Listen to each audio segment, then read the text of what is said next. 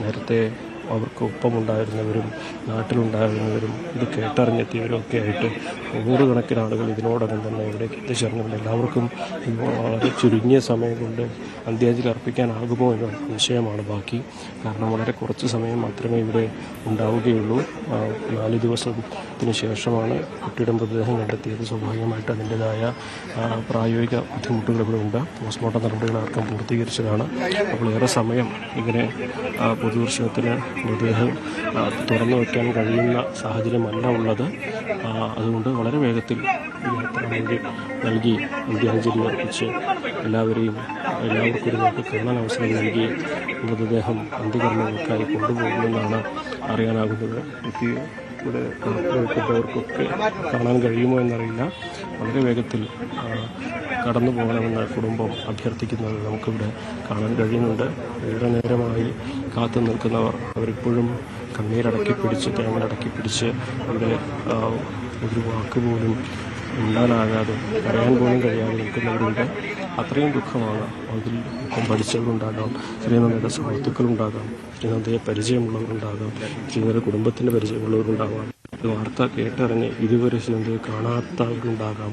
എന്താണെങ്കിലും ഒരു കുടുംബത്തിൻ്റെ ദുഃഖം നാടിൻ്റെ ഒന്നാകെയുള്ള ദുഃഖമായി മാറിയ സാഹചര്യമാണ് നമുക്കിവിടെ കാണാനാകുന്നത്.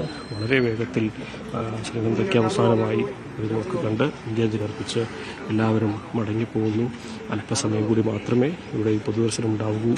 അല്പസമയത്തിനകം ഏതാണ്ട് 12 മണിയോടെ തന്നെ മൃതദേഹം ഇവിടെ നിന്നും തിരുവില്ലാമലയിലേക്ക് കൊണ്ടുപോകുമെന്ന വിവരം തന്നെയാണ് നമുക്കിപ്പോഴും അറിയാനാകുന്നത്. സജിത്തെ.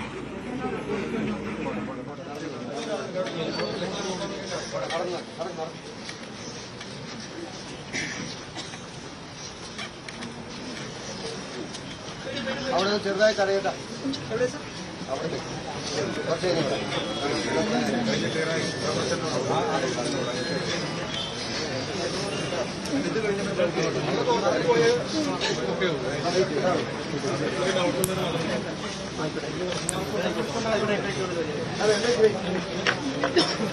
ശ്രീനന്ദയുടെ കുടുംബാംഗങ്ങളെയാണ് നമ്മൾ ദൃശ്യങ്ങളിൽ കാണുന്നത്.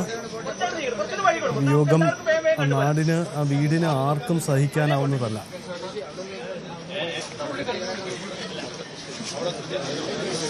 ആളുകൾ ഇങ്ങനെ വന്നു പോവുകയാണ്.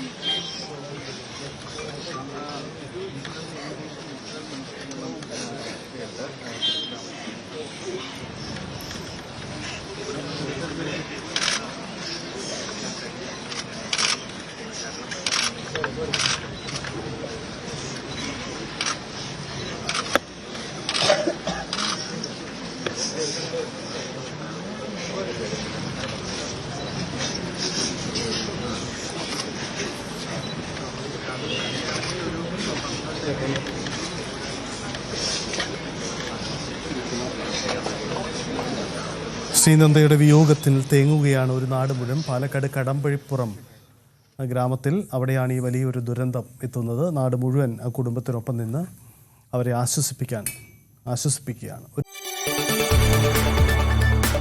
കൂടുതൽ വാർത്തകൾക്ക് News 18 Keralam YouTube channel subscribe ചെയ്യുക.